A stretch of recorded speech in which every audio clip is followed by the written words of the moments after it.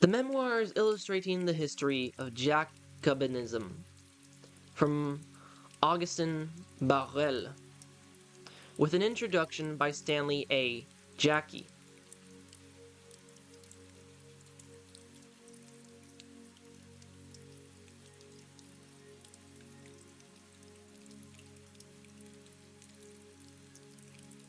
Introduction.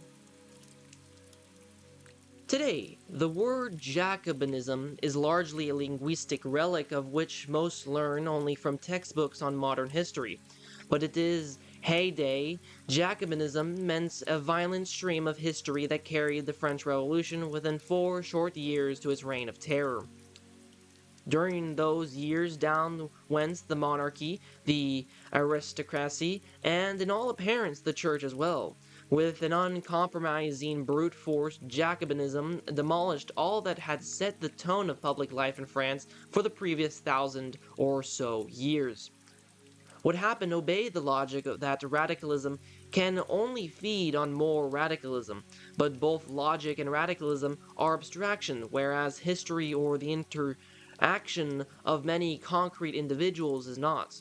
One is therefore prompted to assume that a process so logical in its course and so terrifying in its denouement had to be directed by a relatively small group of powerful personalities. Historians are unanimous in seeing Jacobins playing a prominent part in that group.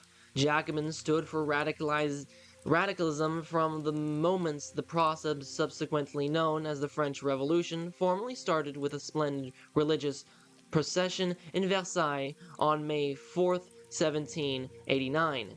In 2 more months, the Bastille was stormed under the protective eyes of the National Assembly, the designation which the Third Estate, as emphatically distinct from both aristocracy and clergy, had just bestowed upon itself. Soon that assembly, under the pressure of Jacobins, set itself up as the Constitute Assembly. The reconstitution of everything was now underway, including some of the most personal decisions a human being can make. Freely taken religious vows were declared to be illegal, while accolades were being heaped upon the freedom of the individuals. Almost on the very first anniversary of the assault on the Bastille, the Constitute Assembly revealed the stunning extent to which it was already prisoner of a maddening logic animating the Jacobins. By asserting its right over every aspect of the church, it committed, as recalled by the chief Jacobin, Prince Talleyrand, its greatest political mistake, quite apart from the dreadful crimes which flowed therefrom. Now, a civil constitution, whatever its legitimacy, pitted itself against a perennial constitution, which is known as the freedom of conscience, including the freedom to obey the voice of a conscience that thinks in terms of eternity. It was at that juncture that the spine of the vacillating Louis XVI began to stiffen to the point of facing up bravely to what, in a sense, was a martyrdom. After all, it was not he who committed the sins of Louis XV, who also added long decades of absolutist rule to the no less lengthy absolutism of Louis XIV. The king saw his fate sealed after he had to take refuge with the Constitute Assembly following the bloody confrontations in August 1792 at the Tuileries between the crowd and his own Swiss guards. The next month is remembered as the September Massacre. Madame Roland, a great devotee of the Revolution, whose husband was at that time Minister of the Interior, had to admit, women were brutally violated before being torn to pieces by those tigers, intestines cut out and worn as turbans, bleeding human flesh devoured. To save her father, the daughter of an aristocrat drank with utter revulsion the blood freshly squeezed from the body of one of the victims. Under the windows of the queen, the decapitated head of Madame Lamballe A confidant of hers was paraded. Another female victim was finished off with fire lit between her distended legs. Among the victims were 250 priests. Violet, who presided at the execution of many of them in the Vaugirard section, reported the next day. I do not understand. They seemed so happy they went to death as to a wedding. Their judges and executioners could still pretend that those priests refusing to take the oath of the civil constitution legislated for the church paid the penalty of high treason, but that pretense was wearing very thin when even the Sundays were abolished, and finally simple nuns could unmask it with ease. Fanaticism was the crime with which Fouquier-Tinville, president of the Revolutionary Court in Compiègne, accused 16 Carmelite nuns there. But when asked by one of them as to what he meant by fanaticism, the true nature of the crime, foolish attachment to your stupid religious practices, was made so clear as to let her draw the only logical inference, that you are, sisters, we have been commanded for our religion. What a happiness to die for our God. They went to the scaffold singing the Veni Creator, which continued until the voice of the last of them was stilled by the guillotine. By then, July 17th, 1794, the sans-culottes, the kind of rabble ready for any hatchet job, had been the arm of faith for more than 2 years. They added a ruthless muscle power to that equally ruthless power politics which was the chief trademark of the Jacobins. These were at first known as those delegates from Brittany to the National Assembly who formed the Breton Club. They rightly believe that even a small parliamentary group can yield considerable power if it carefully plans its strategy. Thus, when the assembly moved to Paris and forced the king to follow suit, members of the Breton Club quickly looked for a place where they could plan their further moves. They chose, not without reason, the refectory of the Dominican Covenants, named after Saint Jacques James, in the Rue Saint-Honoré, a local close to the place where the assembly was meeting. They were soon being called Jacobins, first a label of scorn and ridicule, and subsequently an appellation formally assumed by those radicals themselves, possibly because they felt powerful enough to pour scorn on ridicule. Indeed, they saw their power increase with hardly a setback.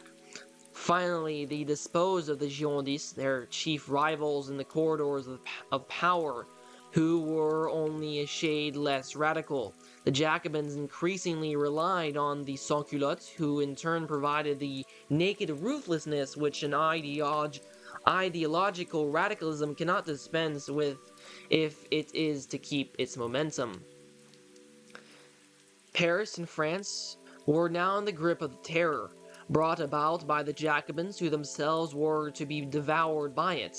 Once the guillotine finished off their chief Girondist rivals, it was the turn of leading Jacobins. These may have found comfort in the conviction that their chief target and antagonist, the Church, had already gone down, for by the time it was the turn of Robespierre, thousands of priests, religious, and nuns had been executed, at times in circumstances that were called the dry guillotine, or the horrid holds of former slave ships. By then, some 20,000 French clergy were living in exile, 10,000 of them in England, a country which Pius VI thanked for its generous hospitality in a letter given to King George III on September 7th, 1792. William Pitt, the king's prime minister, remembered those exiles in the following words: "Few will ever forget the piety, the irreproachable conduct, the long and dolorous patience of those men, cast suddenly into the midst of a foreign people, different in its religion, its language, its manners, and its customs.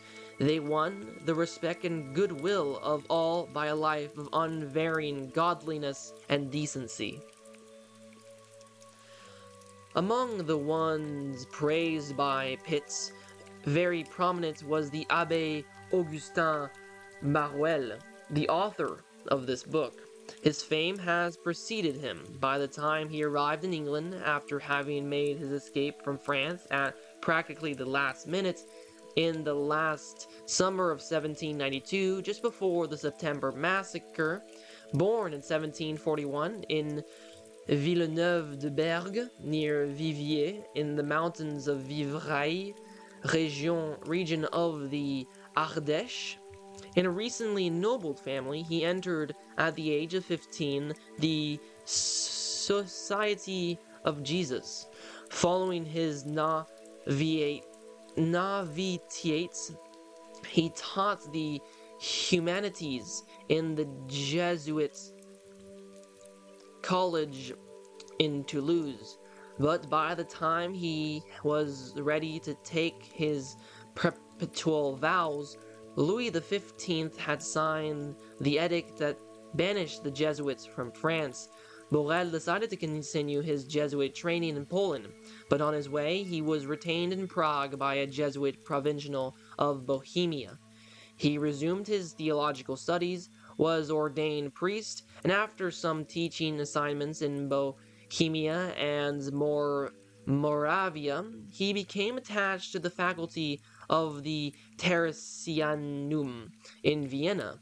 It was there that he learned about the suppression of the Jesuits by Pope Clement XIV on August 7, 1773. He therefore had to become a secular priest, and a year later returned to France as tutor to the children of Prince François Xavier of Saxe, a distant cousin of Louis XVI.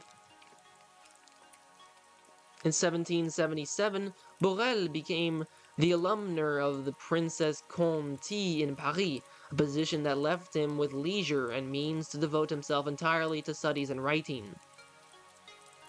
He greeted the ascent to the throne of Louis XVI with an ode that sold 12,000 copies. It made his name cherished in royalist circles and odious in the circles of philosophers whose thinking and strategies were increasingly becoming Barruel's chief concern. He did his best to expose the fallacies of the philosophe in his Les Helviennes, a fictive exchange of letters between a young Parisien and a Helvienne, or youngster from Vivarais, the area occupied in Roman times by the Helvienne. The book, first published in 1781, was reprinted 3 more times between 1784 and 1788, but it must be admitted Barruel could not match the philosophe in pouring subtle ridicule on one's opponents. Barruel's strength was in marshalling evidence, which he used effectively in the pages of the Année littéraire, a periodical founded by Fréron, a result opponents of the philosophe. Barruel opposed with no less resolve those among the clergy who thought that an accommodation was possible with the philosophe. One of those priests was the Abbé Soulavie, author of the book on Genesis. Barruel's critic of it was so effective that the Sorbonne disassociated itself with its author, who in turn sued Barruel for libel. The result was that Barruel's book, La Genèse selon Monsieur Soulavie, had to be destroyed. No copy is known to exist. Soon, Barruel took over the editorship of the Journal Ecclésiastique, which he kept publishing often at his own expense until August 10th, 1792. Then he had to go into hiding in Paris until he could escape to Normandy, and from there, in mid-September 1792, to England. 3 years earlier, Barruel had sat with the clergy in the National Assembly and opposed the schemings of the Jacobins from the start. By then, he had already probed into their motivation in the book Discours sur les vraies causes de la Révolution, 1789. No sooner had the Jacobins pressed for civil marriage and the legalization of divorce than Barruel stepped in the breach by his Lettres sur le divorce, les vrais principes sur le mariage, published a year later. In the former book, Barruel specifies two causes that made the revolution a reality.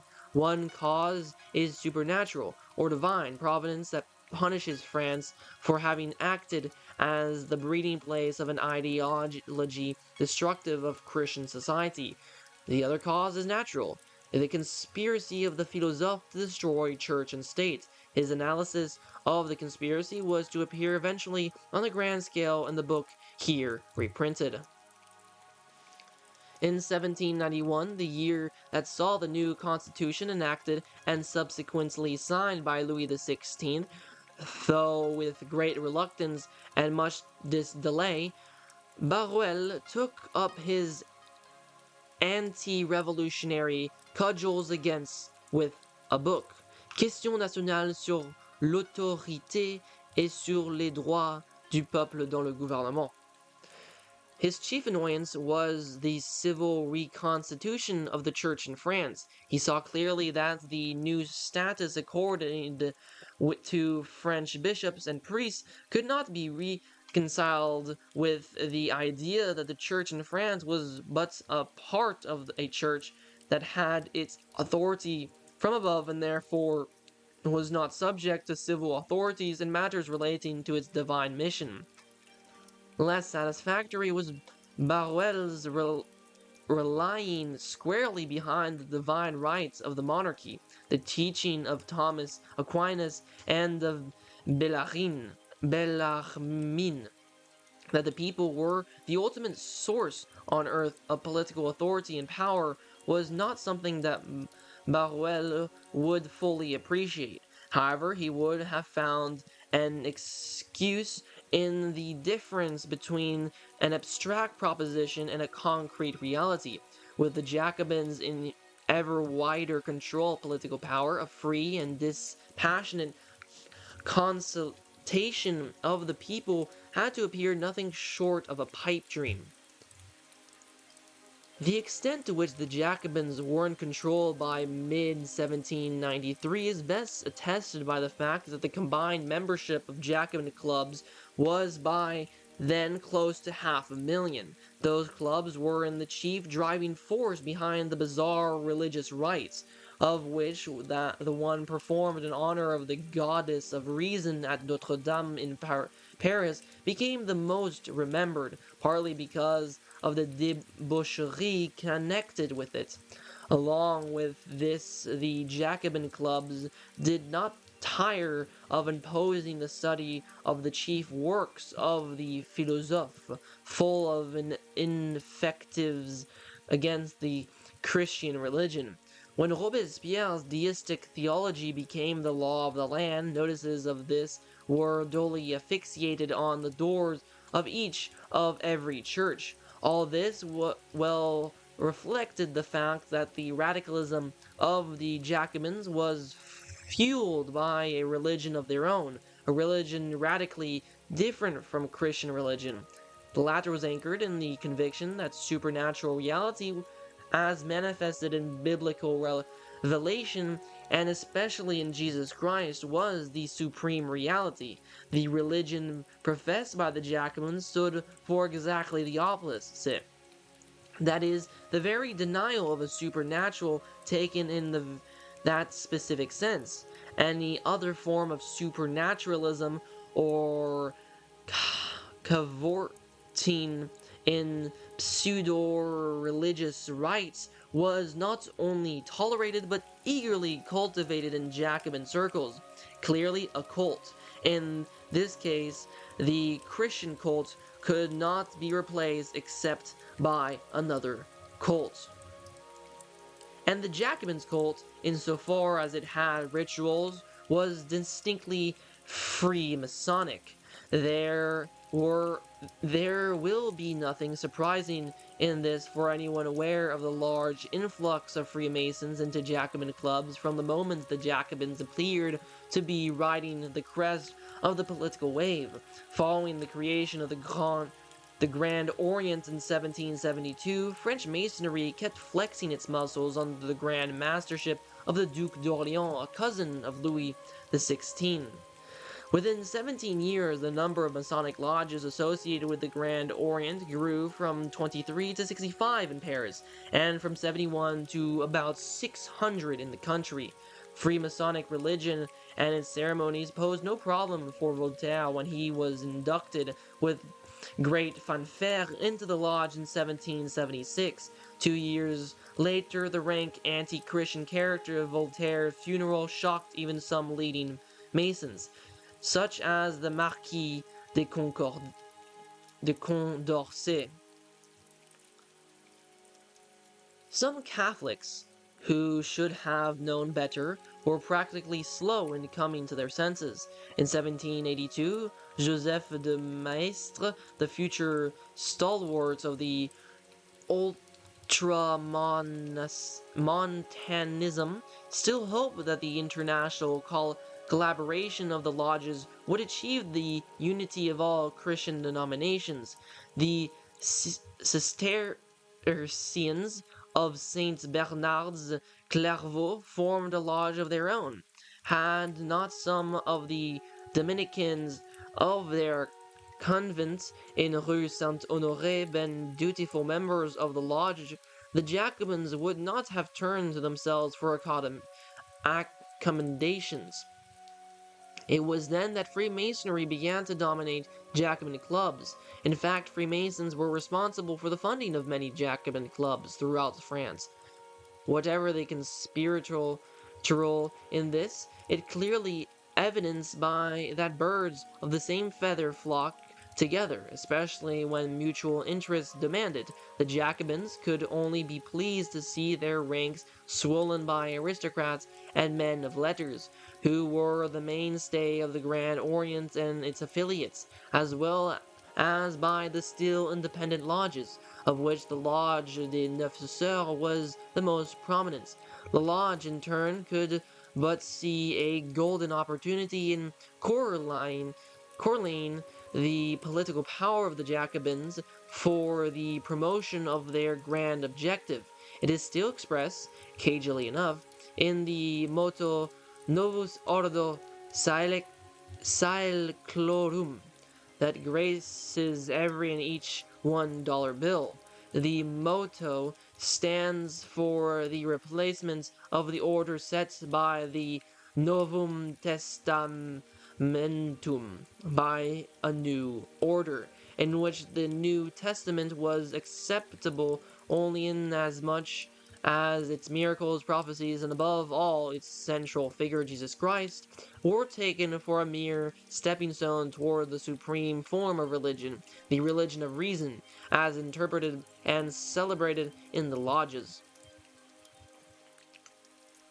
For celebration and rituals were of the essence of the Freemasonic dispensation. Nothing can indeed silence so effectively latter-day glorifiers of the rationality of the Enlightenment than a brief reference to the riots to which its leaders readily submitted, either in the salons or in the lodges, and what about their taking Masonic vows of obedience and secrecy, while those who had taken the traditional religious vows had to run for dear life. Of course, by 1793, when the Grand Orient was disavowed by its Grand Master, the Duc d'Orléans, many lesser Freemasons knew that the lodges, inasmuch as they looked for and worked hand in hand with the Jacobins toward a quick instauration of the new order, had their prospects darkened. As the revolution devoured itself in its terrorist frenzy, so were decimated the Jacobin clubs and lodges as well as their combinations. They served further evidence to the truth of the biblical words. When they sow the wind, they shall reap the whirlwind. Hos 8:7. Jacobinism as much perished in the storm of its own making. As to the lodges, they had to settle with an indefinite future in which to bring about the new order. But that new order has remained that it was meant to be from the start, an uncompromising replacement of Christian religion, standing for supernatural truth, with the only supreme truth, reason as interpreted by the lodges.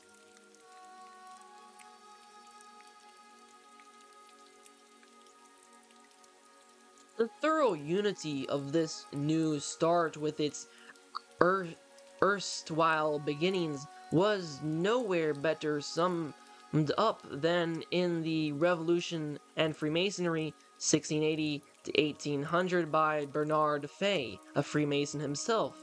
It ends with the statement, "The Catholic Church worshipped openly a mysterious God.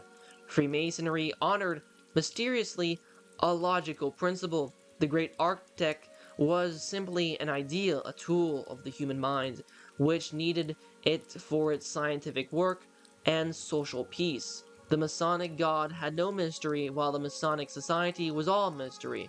With a great scorn for dogmas, a complete independence of kings and religion, wrapped in its mystery, which shone around it like a black and luminous cloud, Freemasonry had the supreme dexterity to replace a mysterious divinity by a divine mystery." It still works with that supreme dexterity and secrecy, luring countless Christians weak in their faith into the belief that one can be a genuine follower of Christ while still being a good Mason. The Abbé Barruel correctly diagnosed all this and took it for his guide in setting out. No sooner had he landed in England to write his magnum opus, the work here reprinted in its English translation, to complete and see through the press a 4-volume book in so many years would have been a great scholarly feat, even if it had been done with one's own library close at hand. To do this in exile, even if that exile was London, added to the measure of Barruel's efforts. Already by the time he made his last-minute escape from France, most likely he had completed such of the manuscript of his Histoire du clergé pendant la Révolution française. It came out in London in 1793 as a book of over 400 pages and saw 6 re-editions during the next 6 years. But Barruel's great project was the present book, published in 4 volumes in 1787 to 88, under the title Memoirs pour servir à l'histoire du Jacobinisme, reissued in Hamburg 1788-99, in Augsburg 1799, Brunswick 1800, and Hamburg again in 1803. Publication in France had to wait until 1818, with another edition appearing in 1837. Meanwhile, a 1-volume abridged edition appeared in London in 1798, which during the next 20 years was republished 8 times in various places, the last of them being Paris. This edition, 1817, was supervised by Barruel himself. Almost simultaneously with the French original, there appeared in 4 volumes an English translation by the Honorable Robert Edward Clifford, 1767 to 1817, who 1 year later, in 17 1689, brought out a second edition that contained, especially in Volume 1, many stylistic corrections as well as revised and far more detailed references to sources quoted. About the same time, Clifford's translation was printed in New York as well. It is the second London edition, which is reset here in full, with all its orthographic idiosyncrasies, including some quaint spellings such as Jean-Jacques and Louis XVI, and the use of a comma before the subordinate clause introduced with that. But last but not least, French words were printed with an almost complete omission of French accents, with the modern readers nisme, bezakon, être, or prêtre, or abbé will give a touch of the times. He will have the same experience on the coming across English words such as murthered, recall, screen, secrecy, and the like. Inconsistency in spelling is exemplified in the gradual shifting from Freemasonry to Freemasonry. Those familiar with the German idiom will certainly be transported to late 18th century Bavarian dialect and spelling as they read in German quotations, most of them in the notes. Only here and there were changes made in the text, such as when either an is or an are or a the was obviously missing. The T or the trans at the end of some notes refer, of course, to the translator, Robert Clifford. He was the scion of the vast baronial family of the Cliffords of Chudleigh in Devonshire that originated when Charles II knighted Thomas Clifford for bringing about the Treaty of Dover in 1670. Shortly afterward, Lord Clifford gave valuable advice to the king on how to replenish his treasury, but in 1673 he had to resign the post of Secretary of the Exchequer because of the Test Act, which he bravely contested in Parliament, barred Catholics from public office. It mattered not that he had shown signal bravery in the naval war against the Dutch. During the next 100 or so years, the descendant of Thomas Clifford grew into a huge clan, with much credit to the Catholic cause in England and elsewhere. In the mid-19th century, Clifford was the bishop of the new Catholic bishopric of Clinton in Wales, and a trusted friend of John Henry Newman. About the translator of Barruel's book, Joseph Gillow states in his A Literary and Biography, History, or Bibliographical Dictionary of the English Catholics that he was the third son of Hugh, 5th Lord of Clifford, and lived mostly in France. In addition to his translation of Barruel's book, 4 other publications of his listed by Gillow. Of the 4, 3 make it abundantly clear that Robert Clifford was indeed a close observer of the French Revolution. Between 1789 and 1794, he dashed off a large number of brief accounts of current events in Paris, another entry in his application of the lessons of Barruel's work to the spread of secret societies in Ireland. According to Gillow, Clinton translated into English Louis-Marie Prud'homme's Histoire générale et impartiale des erreurs, des fautes et des crimes commis pendant la Révolution française. The 5th entry indicates mistakenly a book, the translation of a work by A.Q. Baudet, actually the Abbé Adrien Quentin Buet, a strong critic of priests favorable to the civil constitution of the clergy. Buet left France for the England about the same time as Barruel did. Buet's Parallèle of Rome de Lille and the Abbé Owe's theories of crystallography was a mere essay published in Clifford's translation in the Philosophical Magazine in 1804, or 13 years after Clifford was elected Fellow of the Royal Society. Clifford was also a Fellow of the Royal Antiquarian Society. Clearly, the translator of Barruel's work was a scholar in his own rights, who most likely was in contact with Barruel prior to the latter's escape to England. Barruel may indeed have been a protege of the Cliffords in London, although he found accommodation with a fellow Jesuit, Father Strickland, Robert Clifford. Robert Clifford must have had easy access to the manuscripts of Barruel's work, otherwise his translation would not have appeared almost simultaneously with the original. This closeness between the two would explain Barruel's easy access to many major documents and the fact that in all prescience important channels of communication remained open to him during the particular difficult years that lasted until the terror's fury consumed itself. Close ties with the English Catholic baronial families such as the Cliffords had to be of great advantage to Barruel, even as an author, let alone as a priest and a religious. The two chief printed sources from which Barruel gathered much of his material for the Memoirs must have, of course, been readily available in London. One of them was the Œuvre complète de Voltaire, published in 70 volumes in Paris between 1784 and 1789, the last 30 volumes being Voltaire's correspondence. It was edited by Kell, whose Vie de Voltaire Barruel often made use of.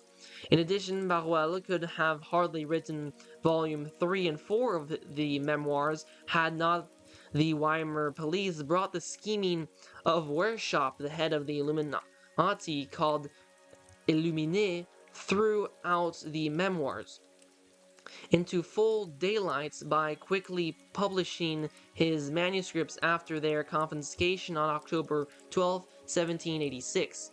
One did not have to be an English Catholic aristocrat in order to sympathize with the thesis Barruel set forth with massive documentation. No sooner had Burke read in January 1790 a sermon which Richard Price, an eminent dissenting clergyman, preached 2 months earlier on the noble visions of the Constituent Assembly in Paris, then he sets out to voice in his reflections on the French Revolution the very different sentiments which many other commoners in England shared. They certainly resonated to the reflections most celebrated passage that followed Burke's bemoaning of the fact that no multitude of swords leapt from their scabbards to avenge even a threatening look at the queen. But the age of chivalry is gone. That of the sophisters or economistes and calculators has succeeded, and the glory of Europe is extinguished forever. And Burke had not yet seen the sans-culottes on the rampage and the Queen of France being ignominiously guillotined. Burke's reflections did much to enlighten the English establishment above the true nature of the French Revolution, which at first was looked upon with the favor in leading English circles, imbued as these were with Freemasonic ideas. It is easy to guess the kind of essay review Burke would have written had he not died on July 9, 1787, just 2 months or so after the first volume of the Barruel's magnum opus had come off the printing press. For as soon as Burke received that volume, he wrote on May 1st to Barruel, I cannot easily express to you how much I am instructed and delighted by the first volume of your history of Jacobinism. The whole of the wonderful narrative is supported by the documents and proof with the most juridical regularity and exactness. Your reflections and reasonings are interspersed with infinite judgments, and in their most proper places. Leading the sentiments of the reader, and preventing the force of the plausible objections. The tendency of the whole is admirable in every point of view, political, religious, and, let me make use of the abused word, philosophical. He praised the French style as being of the first water, and expressed his wish that the book, through a suitable abridgment, might find a great circulation in France. To that end, he stated, he was glad, upon the scale of the poor individual, to become a liberal subscriber. Then he touched on the point which was to become the focus of debates about Barruel's book. I have known myself personally 5 years of your principal conspirators, and I can undertake to say from my own certain knowledge that so far back as the year 1773 they were busy in the plots you have so well described, and in the matter on the principle you have so truly represented it. To this I can speak as a witness. Such was a priceless testimony on the part of a lawyer, who always looked far beyond legal technicalities for the often unspoken assumptions that led his antagonist, and who could seize them up as if by instinct. So it was no boasting on Burke's part to refer to that visit on his to Paris in 1773. Then he certainly met Mirabeau, one of the 5 conspirators. The other 4 whom Burke most likely met was Diderot, Necker, Turgot, and the Duc d'Orléans. Compared with the testimony of Burke on behalf of Barruel's thesis, the raving reviews of the Memoirs in the conservative anti-Jacobin Review and the British Critic may seem of secondary importance. Barruel's book had much to offer to a great variety of readers. Undoubtedly, the French royalists saw in it a godsend. It had to please all Catholics and even Christians whose faith was more than an embellished deism. It had to please all those who were eager to know the truth about what were the driving forces behind the French Revolution. But the book was received with mixed feelings on the part of those, and there were many of them in the high echelons of the English political and ecclesiastic establishment, who complacently took Freemasonry for a natural ally of a properly tamed and civilized Christianity. Barruel knew, of course, the difference between English and French Freemasonry, but he warned that England would not escape the French Revolution once its lodges resembled those he was at pains to unmask, and in the same context, see page 257 to 59, he made a most important qualification about Freemasons. He held most of them, especially in England, to be unaware of the real intentions of their leaders. The more sinister, he added a few pages later, were the deliberations taken in the innermost recesses of the lodges. The more the historian has to insist that the great multitude of Freemasons was unaware of them. It would have been to deny the obvious if one disagreed with the themes which Barruel developed in the first volume of his work. The French Revolution was heavily fueled by anti-Christian conspiracy, nor could there be any dispute about the fact developed in the second volume, that the revolution had fanatically anti-monarchical forces behind it. But beyond those themes, there was a thesis, namely that the fairly fast ascendancy of the anti-Christian and anti-monarchical forces in the Constituent Assembly was the conspiracy of a relatively small group of Jacobins, Freemasons, and Illuminés, of whom more will be said shortly. Yet the vast evidence Barruel marshaled on behalf of that thesis did not amount to the smoking gun, nor even to what courts usually look for in the way of legal evidence. But it was as a historian that Barruel wanted to convict those three groups. Now, if a historian has to wait in each case until he finds legal evidence, let alone a smoking gun, he will have few cases on which to take a firm stand. For the process of history is not a chain of logical steps that can be specified at every turn because they had been put on paper and carefully preserved for posterity. History, as Newman memorably put it, can be written only if one accepts the fact that broad outlines and broad masses of color rise out of the records of the past. Even though the records are far from complete enough to satisfy the canons of minutious documentation which at times prevent their devotees from seeing the forest for the trees, at any rate what logic could be assigned to the somewhat meek yielding of Louis the 16th to the pressure of the mob that he should transfer his residence from Versailles to Paris. But Barruel, the historian, rightly made much of the fact that long before Louis the 16th ascended to the throne, the philosophes had been busy with their propaganda. They were systematically piling up a kindling ready to be ignited by sparks.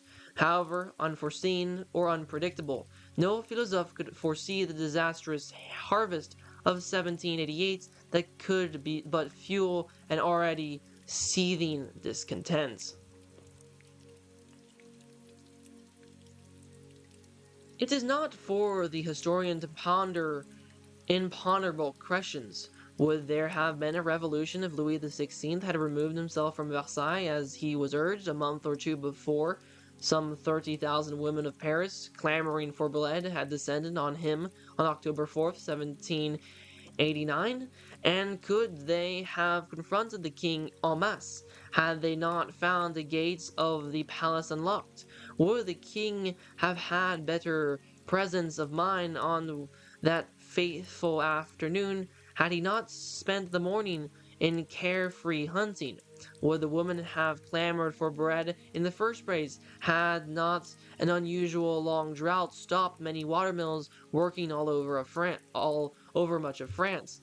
And most importantly, could it really be in the plans of the Jacobins that strong detachments of the National Guard should follow these women? Was not Louis XVI yielding to the demand that he and his entire family move to Paris, something which no plan of the Jacobins could have included? But once the king assented, his cause was lost. Such was at least the reaction of a young American, Jefferson, who happened to be in Versailles on the ominous day.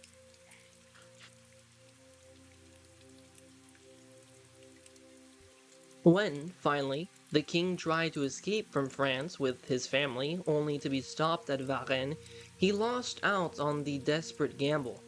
Yet favored had fortune favored the king, this too might have acted as a spark igniting a conflagration against him and the monarchy. After all, months before the king's removal from Versailles to Paris, and 3 full years before the Battle of Valmy, the Duc de Broglie, commander of the Royal Guard, saw matters all too clearly. The Royal Guards, he told the king, could not secure the transfer of the royal family to Metz, because the routes there led through a country ready to revolt. His moving to Metz would have right there and then turned the revolution into a holy cause to save France. Eventually, Louis XVI invited Prussian-Austrian troops against his own country. This became the chief charge for which he had to suffer capital punishment, and also the factor that raised French patriotic fever to a high pitch.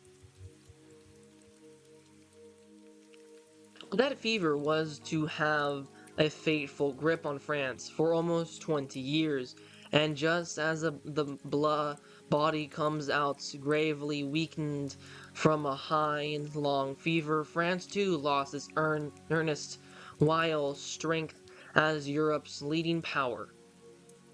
Nothing of this was foreseen or planned by the Jacobins. Still, the history of the French Revolution, though full of decisive turning points that are less than half logical, is also premeditated by trends. As to the former, the word chance alone applies where all reasoning and analyze fail. But the historian is not a calculator of probabilities that points in a direction at stark variance with trends. There were enough in France to make a revolution, which is hardly ever the work of a majority. Even in the United States, only 1/3 of the population wanted independence, another third was resolutely against it, while still another third could have cared less.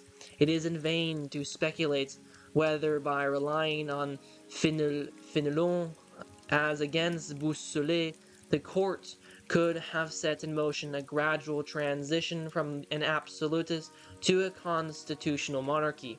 Even in England, one king had to be beheaded, another chased into exile so that William, Prince of Orange, could be dictated the terms under which he could ascend the throne of a monarchy, constituted by Parliament. The trend towards an explosive demolition of the Ancien Regime shows several components: political, religious, cultural, and economic. Barruel was particularly myopic about the economic as well as the cultural parameters. There was more to that latter parameter than the encyclopedia's heavy plagiarizing of the Dictionnaire connected with the Jesuits' journal de Trévoux. There are no traces in the Memoirs of the kind of observations which legitimately could be made about not infrequent cases of most abject poverty throughout France. The religious problems Barruel saw also too well, without speculating on effective means and procedures for their solutions. As to the political problems, he blamed the king's opponents for the stalling of much needed reforms. Yet, much stalling was done by the king and the aristocracy around him, and this could only precipitate matters in the long run. But as in ordinary conflagrations, here too it was indispensable that the atmosphere be made highly inflammable. The philosophers saw to this, and they did so in a concerted and conspiratorial manner. They would not have embraced the lodges had these in turn not found most germane to their purposes the ideological agitation against the altar and throne. By the time the Jacobins and their union with the Freemasons came along, the all-important climate of thought had been in place.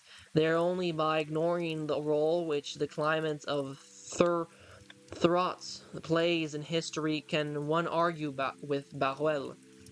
Barruel weakened his main contention by attributing a decisive role to the Illuminés, as organized by Adam Weishaupt, 1748 to 1830, professor of law at the University of Ingolstadt, in volume 3 and 4. Still, an unsurpassed portrayal of the ideas and activities of Weishaupt and his Illuminés. Barruel claims to have found, so to speak, the smoking gun whereby he can indict French Freemasonry and penetrated by the Illuminés, the brain trust, according to him, behind the events that constituted the French Revolution. Barruel was not the first to hold that conspiracy theory. In the same year, 1787, when Barruel's Memoirs began to be published, it was proposed, independently of him on a fairly large scale, by John Robison, an Edinburgh philosopher who contributed a number of articles on scientific and technological topics to the Encyclopedia Britannica, Robin's proofs of a conspiracy against all religions and governments of Europe carried on in a secret meeting of Freemasons, Illuminati, and reading societies relied heavy on the published texts of Workshop's manuscripts. Robinson took up the Jacobins only in his book's fourth and last chapter, where he dealt with the French Revolution itself. In the first 3 chapters, each about 100 pages long, he discussed Freemasonry, the Illuminati, and the German Union. But once Barruel's memoirs had been made available, any advocates of the conspiracy theory, or simply anyone who held the philosophes together with or without the Freemasons and the Illuminati responsible for the revolution, had to make much of the material there. Such was certainly the case with Johann August Stark, professor of theology in Königsberg, and author of 2 volumes, Der Triumph der Philosophie im 18th Jahrhundert, 1803. Awareness among French Catholics about a conspiracy against the Church was fairly strong. The Abbé Lefranc, superior of the major seminary at Coutances, and later a victim of the September Massacre, and still later beatified by the Church, was one of those who early called attention to a Masonic conspiracy. Of that conspiracy, some Masons gave now and then a revealing hint. Upon returning from a major Masonic Congress in Williamsbad in 1782, Henri de Férieux told a friend who asked him about secret information he might have brought back, "The whole business is more serious than you think. The plot has so carefully been hatched that it is practically impossible for the Church and the monarchy to escape." By then, the art of hatching had been going on for some time. A telling proof of this was a letter of Voltaire from April 1761, which Barruel quoted at the very beginning of his 7th chapter on Part 1. There, Voltaire wrote to Alembert that not only should the philosophers form a union as closely knit as Freemasons, but they too should do so in utter secrecy.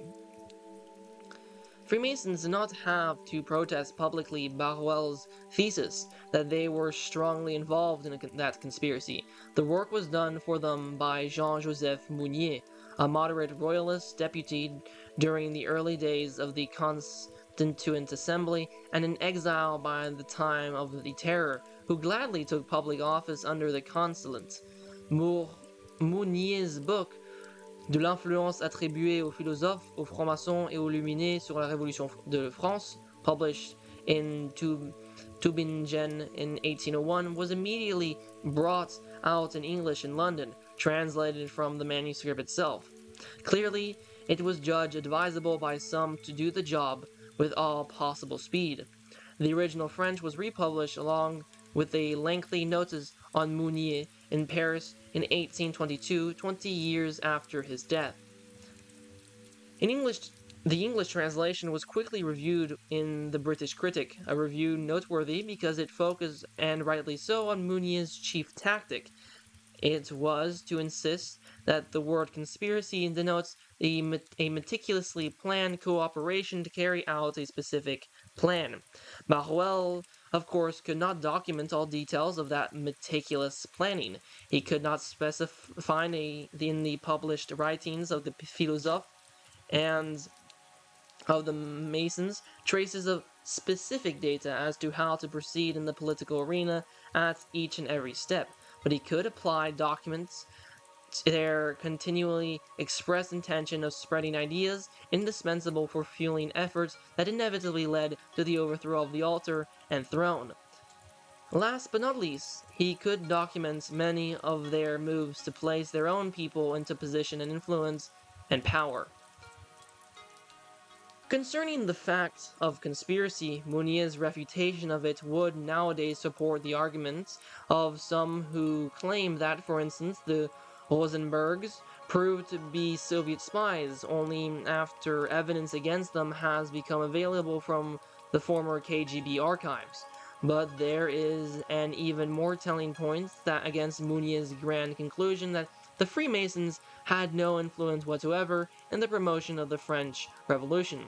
The point made very clear by the review of Mounier's book in the British Critic is Mounier's taking the word conspiracy in an extremely restricted sense. But as the reviewer recalled, Samuel Johnson, the great originator of modern English dictionaries, attributed a broad meaning to the word conspiracy. The same word had and still has, as it's well to note, in French to a very broad meaning, as can be seen by a mere look in the words conspirer, and its derivatives in Dictionnaire alphabétique et analogique de la langue française, the French counterpart of the Oxford English Dictionary. Equally defective in the eyes of the reviewer was Mounier's use of the words philosophie and superstition. Moreover, Mounier almost paraded as a Freemason in that he heavily relied on Freemasonic connections for advice and material. Indeed, he praised Freemasons as the friends of humanity and the defenders of the principles of tolerance and justice, while denouncing their adversaries, including Barruel's, as apostles of superstition and slavery. Yet those apostles of toleration did their best to prohibit the publication of Barruel's book wherever they could, and to treat him as a rule with silence. There was also the change made by a reviewer in the Critical Review, 1787, that Barruel was not accurate in his documentation, a charge sharply renewed recently by Amons Hoffmann in his Opinion, Illusion, and the Illusions of Opinion, Barruel's Theory of Conspiracy, in 18th Century Studies, Volume 27, Fall 1993. According to Hoffmann, Barruel's book is indeed full of misquotations, unfounded conclusions, and assertions based upon evidence that he seems reluctant to disclose. He often invests on the anonymity of his sources, contending that his informants' lives might be in danger if their identities were revealed. Such a sweeping indictment of Barruel's veracity remains a slur as long as it is documented with a reference to merely 2 or 3 pages in the Memoirs. The one serious study of Barruel's use of his sources is by René Le Forestier, who in his Les Illuminés de Bavière et la franc-maçonnerie allemande, 1914, wrote in reference to the third volume of Barruel's Memoirs that it constituted not only its most considerable but also its most solidly, and in spite of the author's partiality, most consistently established part.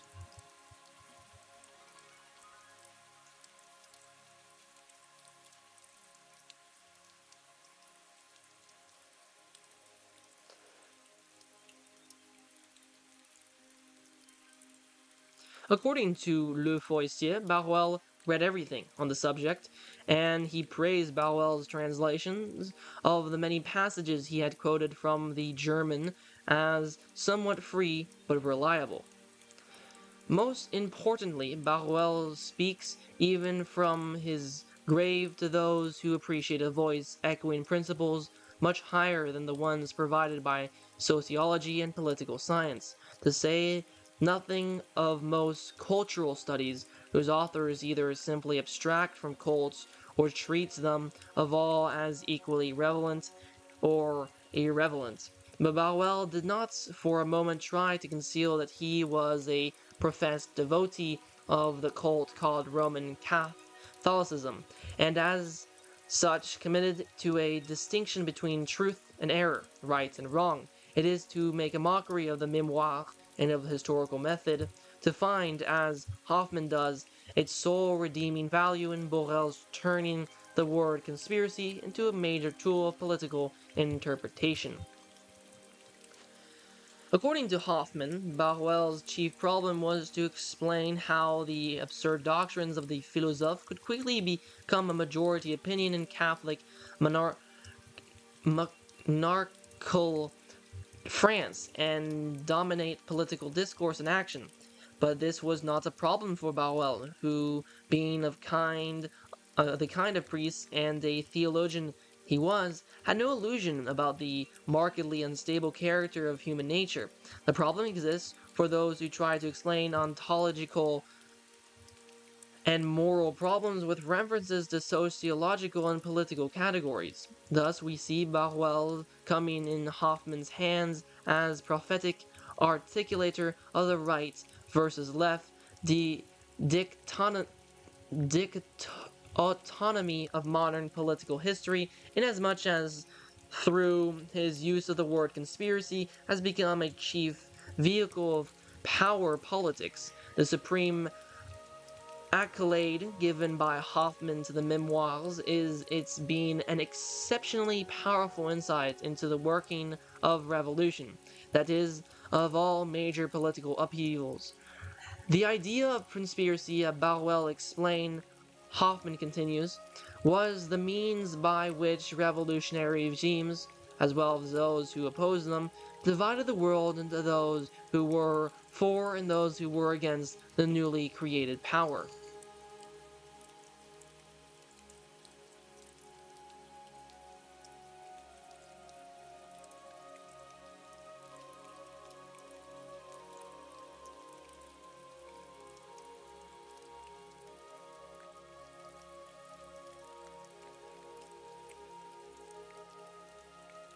This may do well for a political theorist, indifferent as to who are in power, but hardly for historians found of logic. For even if Barruel's claim that the conspiracy of specific men brought about the French Revolution cannot survive historical criticism as Hoffman would have it, there could still have been a conspiracy, and certainly in the broader sense of that word. Furthermore, if the mere appearance of conspiracy or the artful indoctrination of the public with the idea of a conspiracy was alone needed to spark the revolution, is not one in the presence of a conspiracy? Can the spectator of conspiracy be exorcised into falling back on pleasing categories, smacking of Hegelian dialectic about society in constant conflict, where the rules are replaced no sooner than the charge of conspiracy is skillfully made against them? But only if such is the case can conspiracy become the decisive political mechanism, and Barruel be given major credit for formulating it, no matter how emphatically would he decline such an honor. Thus is Barruel's cast in a prophetic role, which, however, has nothing in common with the stance of the prophets of old, for whom the worship of Yahweh and of the Baals were not alternative forms of equally good or bad cults. Barruel would smile, because not only he, but his very opponents would protect the charge that they had merely propagated an illusion about views most dear to them, taken for so many illusory opinions. Their illusions would consist in mistaking political skills for the presumed truth of their views and the righteousness of their deeds. But if such an illusion is justified by political skills, what remains of moral arguments against Hitler, Stalin, and other most unusual skillful henchmen of modern history? Can one then take them to task on moral grounds for having renewed their claims about conspiracies being hatched against them? Barruel, and let this be recalled once more in this age when prominent universal presses are eager to promote Catholicism void of dogmas, that is, truths writ large, was a Catholic.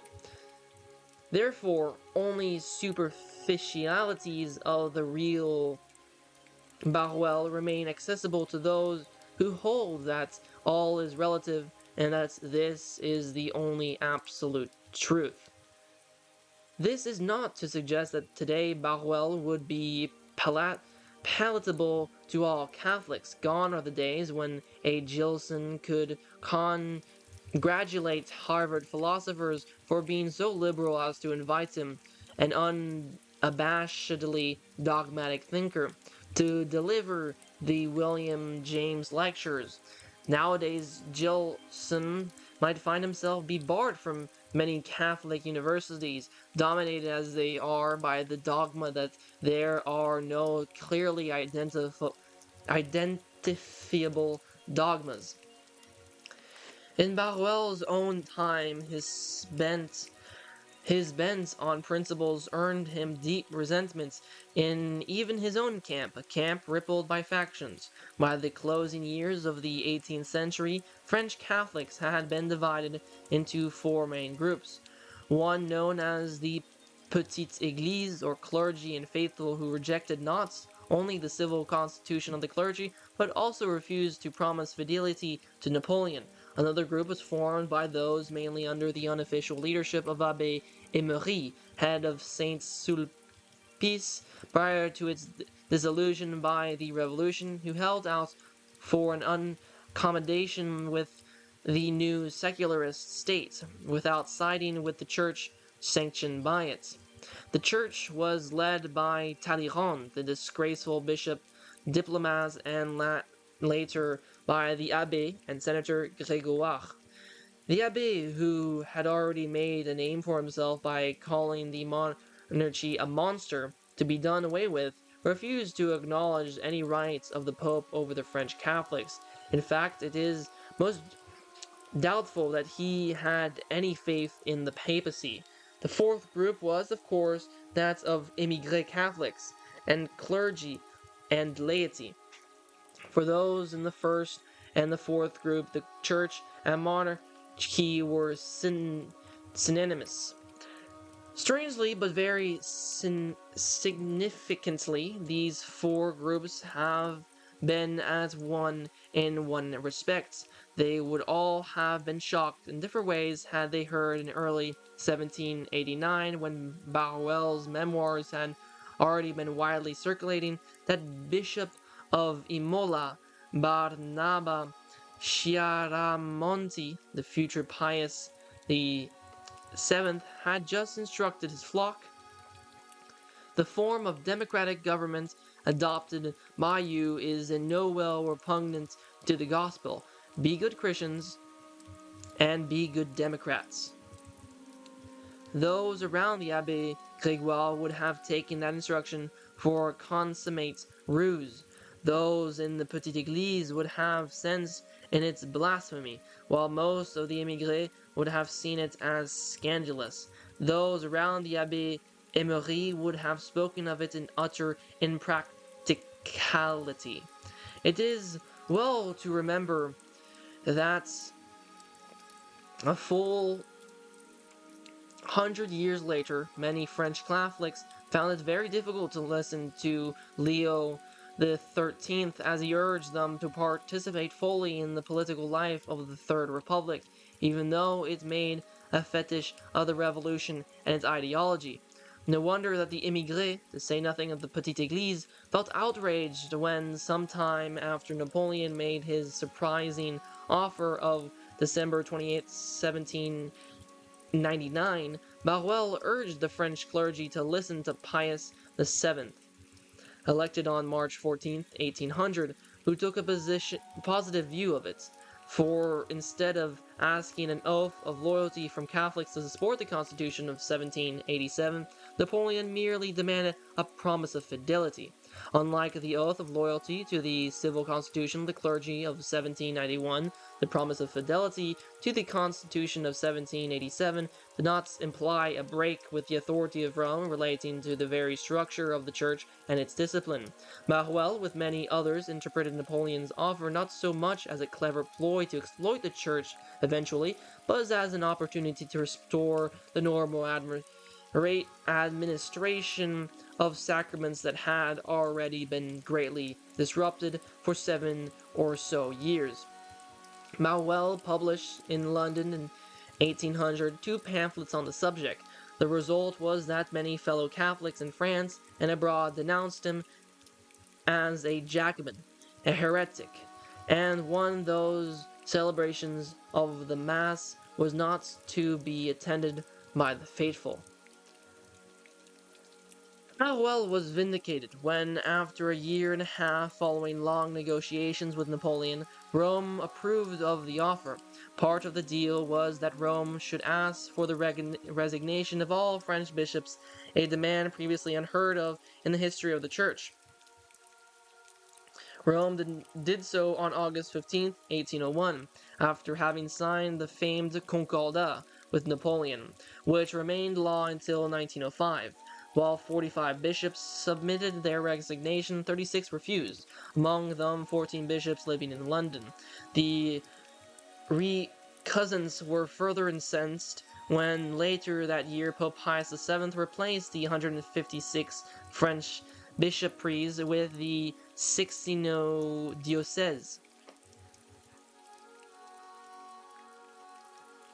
This too was a step unprecedented in the history of the Church.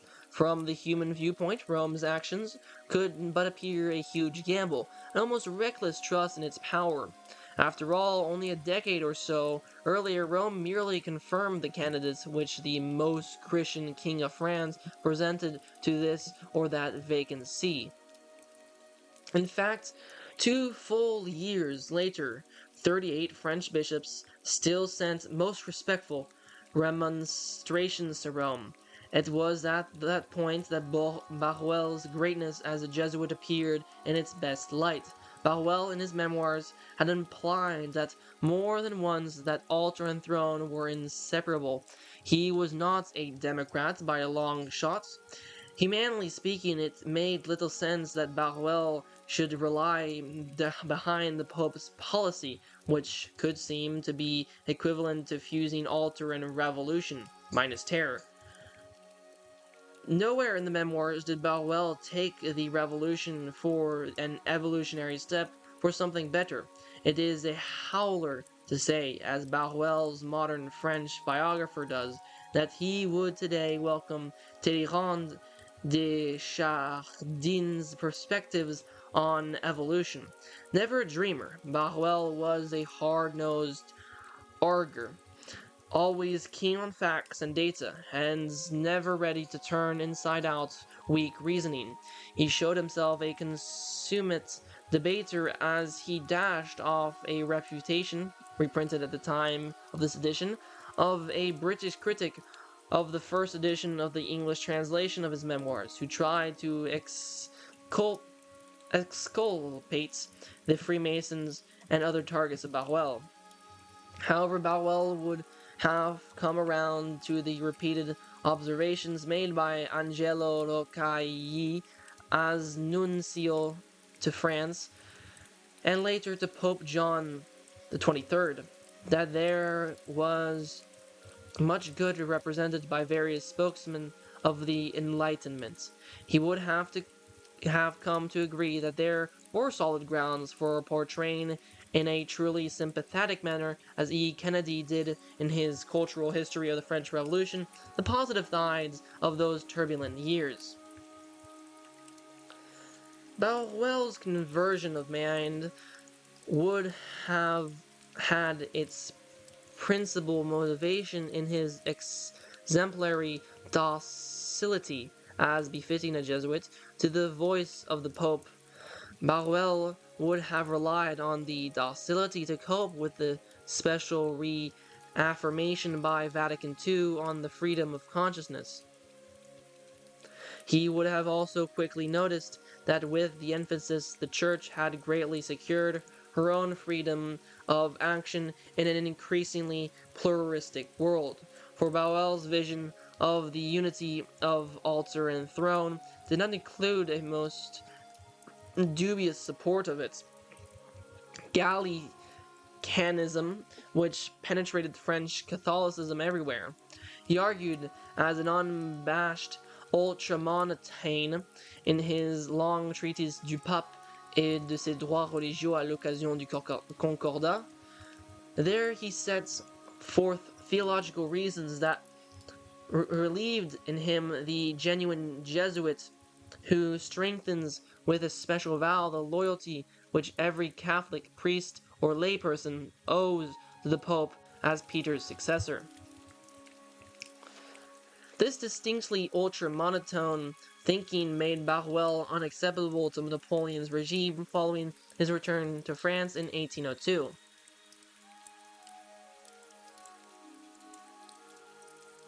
His being appointed by Cardinal Belloy, Archbishop of Paris, as honorary canon of Notre Dame brought him no monetary rewards. The prospects of material benefits that would have come to Barruel had he accepted from Pope Pius VII the cardinalat did not make Barruel hesitate to decline that extraordinary offer. He wanted to remain a Jesuit in the hope that one day he would become a solemnly professed one. He kept supporting himself from what his parents left him. Prior to the fall of Napoleon, he published but a few articles, mostly to defend his defense of the papacy. Of course, Barruel's conservative critics among the clergy could cite, as the years went by, more and more evidence that Napoleon was far from willing to honor the Concordat. Indeed, what more proof of Napoleon's bad faith was needed than his making Pope Pius VII a prisoner? Barruel, in turn, made abundantly clear his dislike of the ideology ruling in Napoleon's court when he republished in Paris in 1812 his Helvien. By when Barruel had been living in France for 10 years, but under constant police surveillance. His loyalty to the papacy earned him further difficulties when, on October 14, 1810, Cardinal Mori was nominated by Napoleon Archbishop of Paris, in rank disregard of the wishes of the Pope, who later that year deprived the Archbishop of all jurisdiction. Napoleon's police immediately arrested several leading ecclesiastics, among them Barruel, who was imprisoned for 3 weeks. In 1814, he once more rallied on behalf of the papacy when the Abbé Gregoire pleaded for the people's sovereignty, even in matters ecclesiastic. The word Jacobin, in the very title of Barruel's reply, Du principe et l'obstination des Jacobins, en réponse au sénateur Grégoire, befitted the most considered views of the author of the Memoirs, as well as of the treatise du Pape et des droits religieux à l'occasion du Concordat. One can easily imagine the feelings of Barruel as he heard reports about how the people lined up among the roads to acclaim Pope Pius VII. On his way back to Rome after several years of having been held captive by Napoleon, and he must have been familiar with Napoleon's reply, with a truly Jacobin ring to the reports that the Pope was already to excommunicate him. Does he think that the world has gone back 1,000 years? Does he suppose the arms will fall from the hands of my soldiers? What happened 2 years later to the Grand Army on the snowy fields of Russia made even contemporary Protestant historians see matters in a superior light. Newman memorably quoted one of them, A. Allison, who avowed that there is something in these marvelous coincidences beyond the operation of chance. Moreover, this happened not in connection with the medieval papacy, so well established in its secular power, as well to a papacy which the philosophers were ready to write off the moribund. Barruel lived through those decades about which no one gave a more gripping portrayal than Newman, as he tried to convince Anglo-Catholics that the very futile was their dream of a Catholic Church in England, as independent of Rome as the Gallican Church tried to be. For those decades, Newman wrote, closed a century upon the wandering world, and for years it wandered on, wandered what should be the issue of the awful portents which it witnessed, and what new state of things was to rise out of the old. The church disappeared before its eyes as by a yawning earthquake, and men said it was a fulfillment of the prophecies, and they sang a hymn and went to their long sleep, content with a nunc dimittis in their mouths. For now, at length, had an old superstition been wiped off from the earth, that the Pope had gone his way, and other powers, kings, and the like disappeared too, and nothing was to be seen. In speaking of prophecies, Newman must have had in mind the ones uttered by the philosophers and the Illuminati, whether Freemasons or not. It is unimportant to know whether Newman was familiar with Barruel's Memoirs. He could not have summoned upon better its gist, even if he had meant those lines to be the most concise extract of the vast work. What Barruel did not spell out in those memoirs, but must certainly have had in mind, Newman spelled out in the next breath. For ultimately, the changes turned out to be at a total variance with those prophecies and expectations. It must have been bewildering to the enlightened that an apparently corrupt and unworthy French hierarchy was not the closing chapter of the Church in France. Out of the ashes of the ancient Church of France has sprung a new hierarchy worthy of the name and the history of that great nation. And even more painful to them must have been the great generalization that could be made. The Church lives, the apostolic see rules. That see has greater acknowledged power in Christendom than ever before, and that Church has a wider liberty than she had since the days of the apostles. The idea of and the genuine genius of Catholicism has triumphed within its own pale with a power and completeness which the world has never seen before. And those whose chief strategy against the Church was to find and exploit divisions within it had no answer to the fact that never was the whole body of the faithful so united to each other and to their head. Never was there a time when there was less of error, heresy, and schismatic perverseness among them. And Barruel, whose soul was owned on the opening theme of the exercises of Saint Ignatius about two flags forever opposed to one another, would have but nodded approval to Newman's warning against the illusion about the final victory any time before the final times. Of course, the time will never be in this world when trials and persecutions shall be at an end, and doubtless such are to come, even though they be below the horizon. But we may be thankful and joyful for what is already granted to us, and nothing which is to be can destroy the mercies which have been.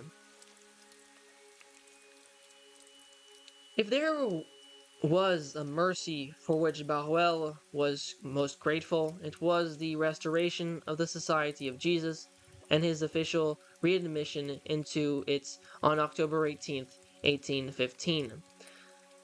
The 5 years left for him he devoted to the continuance of his campaign to shed light on the thinking of the antagonists of the church, he started writing a long book along the lines of his Helviens. In it, he was to expose on a grand scale the deadly threats which the philosophy of Kant exposed to genuine Catholicism. This is not a mere conjecture. In the closing part of his Memoirs, see page 802 to 3, Barruel held Kant's rationalism to be of no less a threat to Christianity than the one posed by Weishaupt's Illuminism. For as Barruel rightly saw, the chief motivation of Kant the philosopher was the same as that of Weishaupt: to make the idea of revelation appear utterly irrational and establish the total autonomy of human reason, thereby setting up man as his own sovereign and God. The book of Barruel on Kant would have become a prophetic work, though unbeknownst to him, he could hardly suspect that a century or so later, many among his fellow Jesuits would take the view that Aquinas cannot be made meaningful to modern men unless Kant be gratified on him.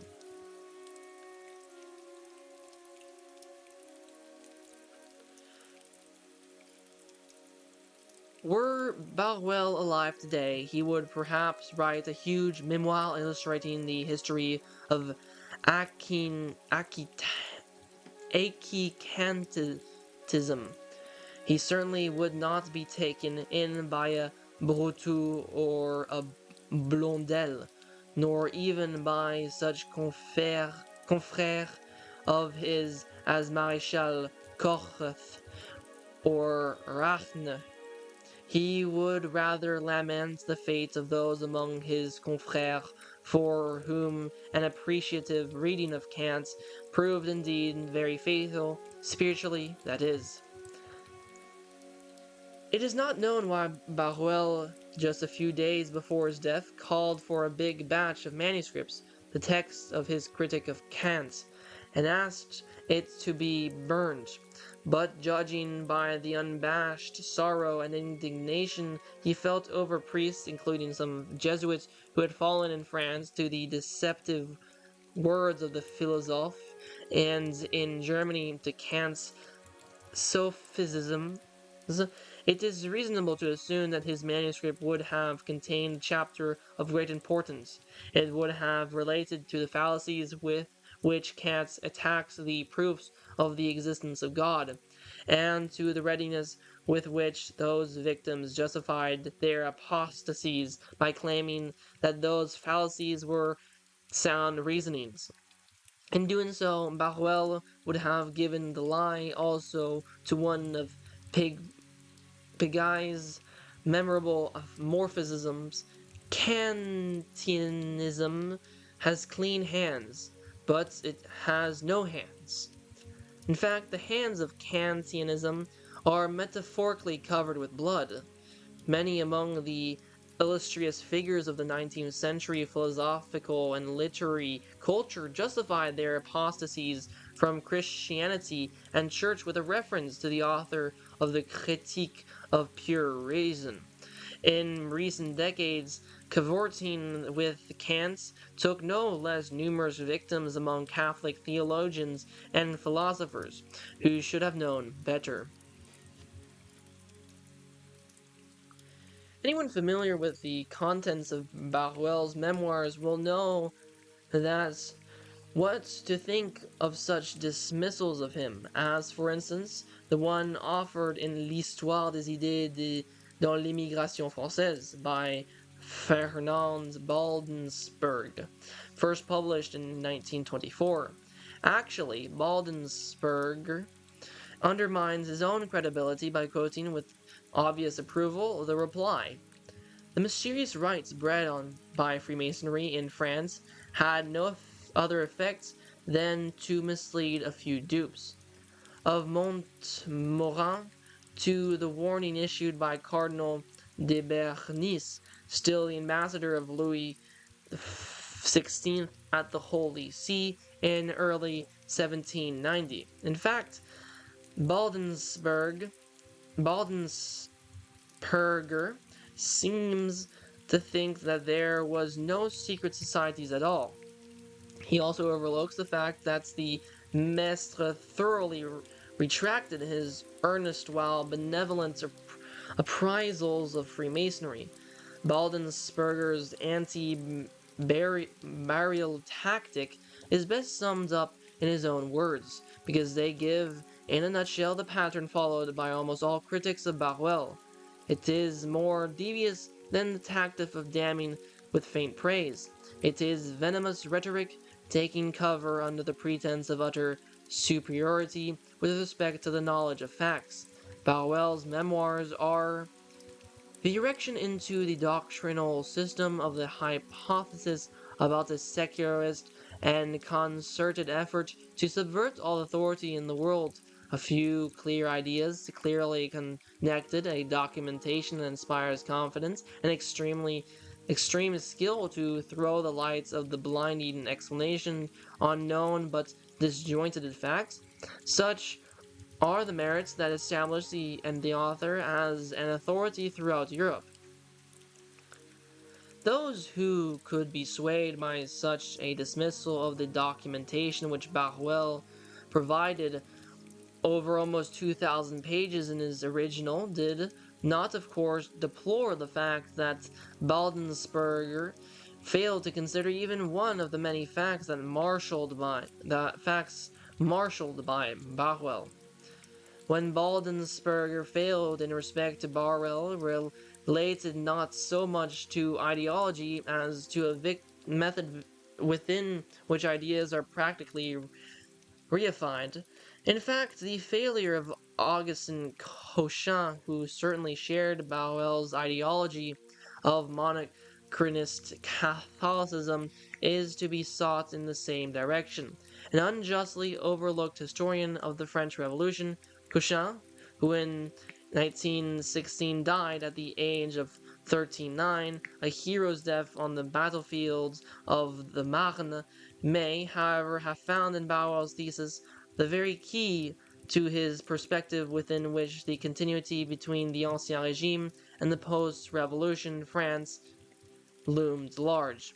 This continuity lay deeper than could be seen in the socio-political categories of monarchy versus democracy.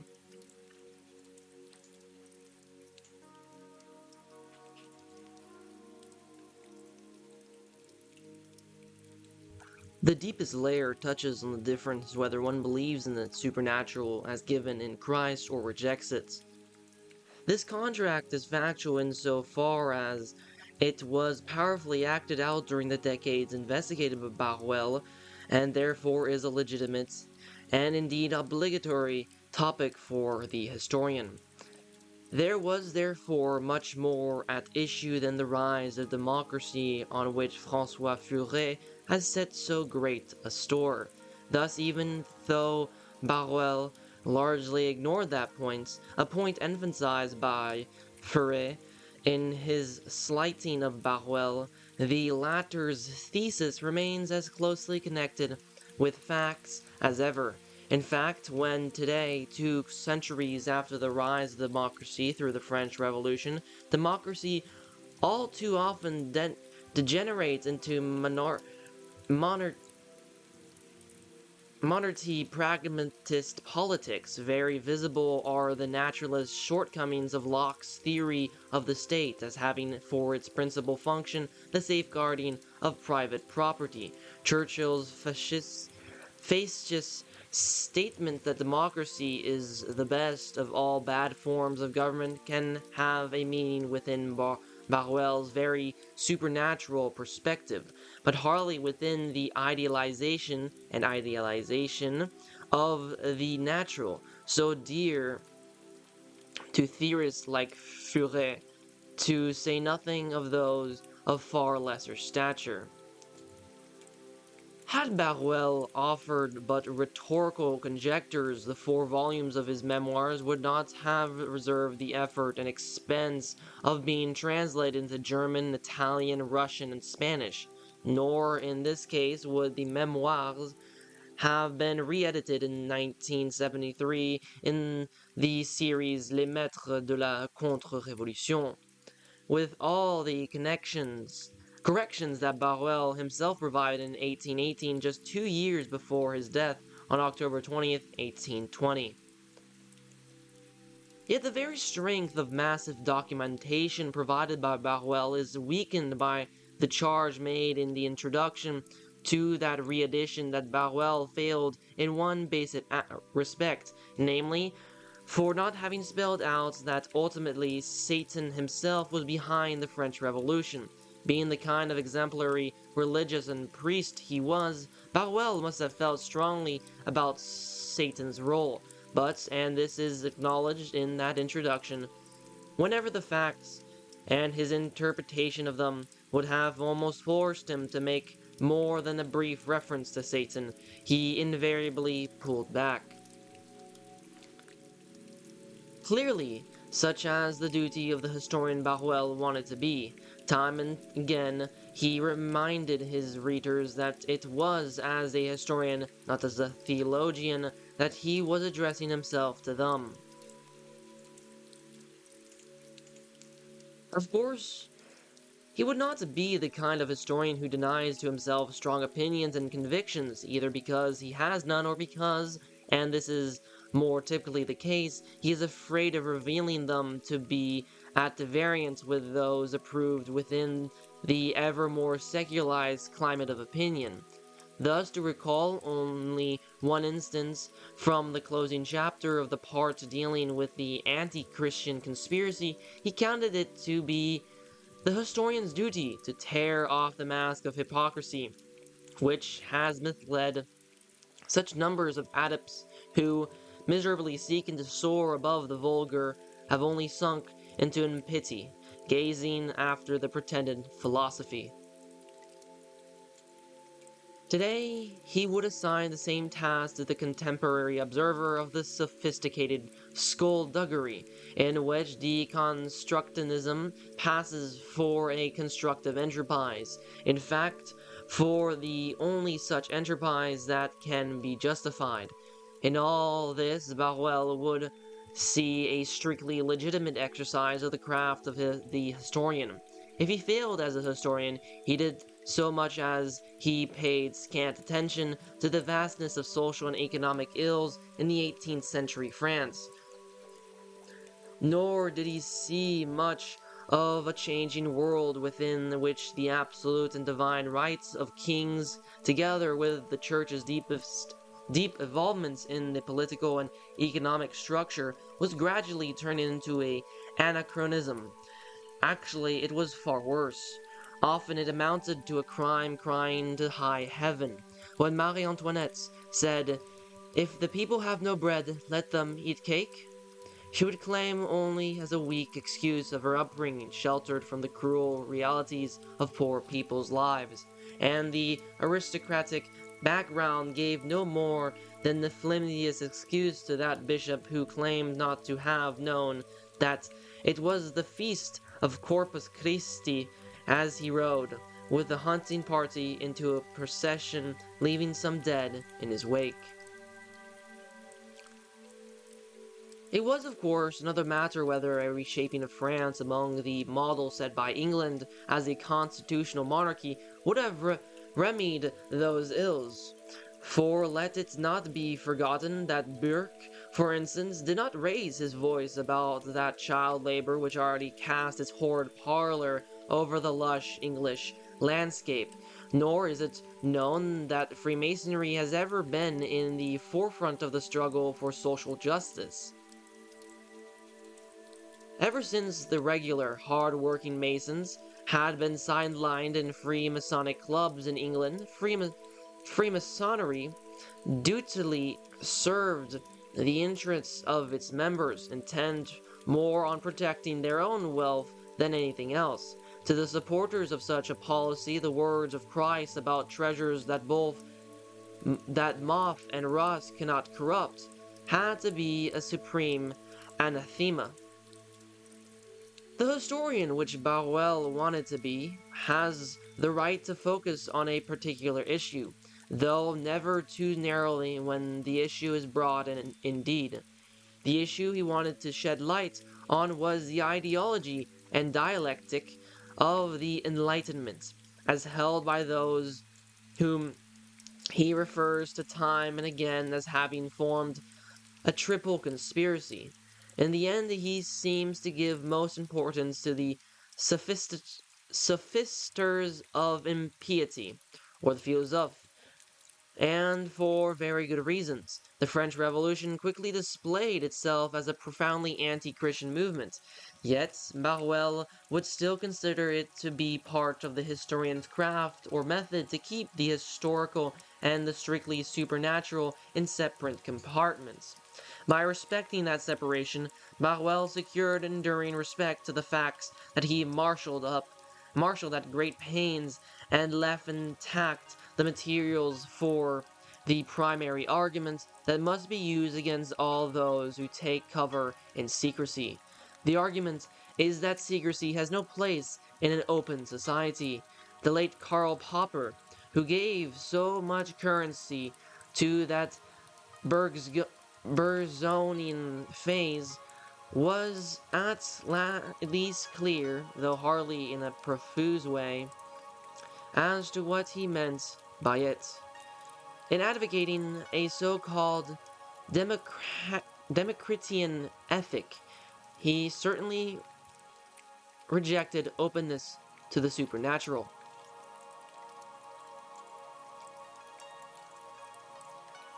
Others of similar others of similar others of similar persuasion are far more tac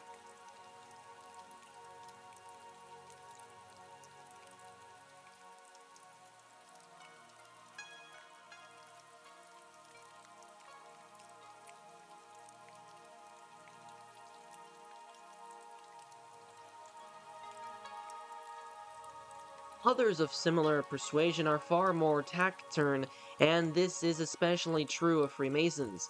In an open society, Freemasons, like anyone else, are entitled to their opinions, but like anyone else, they also have the duty to be open about their views and aims.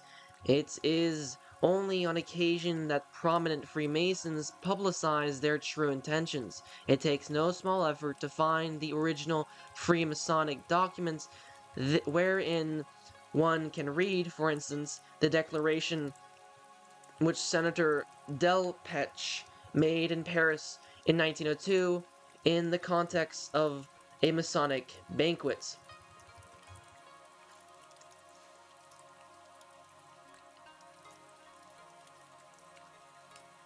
The triumph of the Galilean has lasted 20 centuries. He is dying in his turn. The mysterious voice which once on the mountains of Ypres announced the death of Pan today announces the death of the deceiver of God, who had promised an era of justice and peace to those who should believe in him.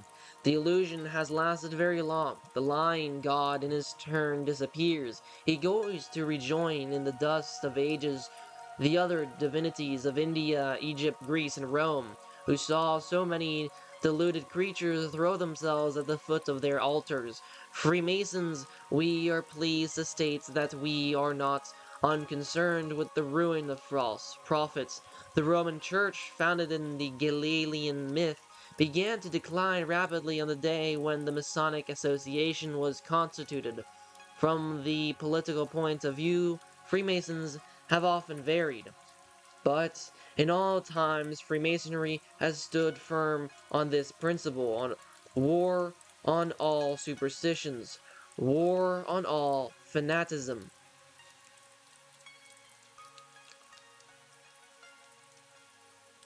More recently it was Jacques Mitterrand, twice Grand Master of the Grand Orient, 1962-64 and 1969-71, who rebuked in his Politique des Francs-Maçons, 1973, the lodges of England for their insistence on belief in God. be it the pale god of deists. He said there that all conservative, sectarian, narrow-minded Freemasonry, worshiping God instead of serving man, is destined to extinction. He predicted all the more so the eventual demise of those individuals and groups who worship a God who revealed himself, and of all those who substitute the quest of eternal happiness through resignation to the quest of happiness on the earth through action, and which he spoke of the encyclical Pacem Enteris of John the 23rd as a document that would not dupe Freemasons. It should not be surprising that his strongest remark touched upon the claims of the Church to be the teacher of truth, a claim voiced even in the documents of Vatican II. He preferred to look back to the philosophes, the encyclopedists who, although not all Freemasons, knew all the ardor of the thinking of their Mason brethren and friends. It was no accident that the administration of President Mitterrand witnessed not only the first formal visit by the leaders of the Grand Orient to the Élysée Palace in this century, but also a major renewed effort to impose secularist ideology on French Catholic schools.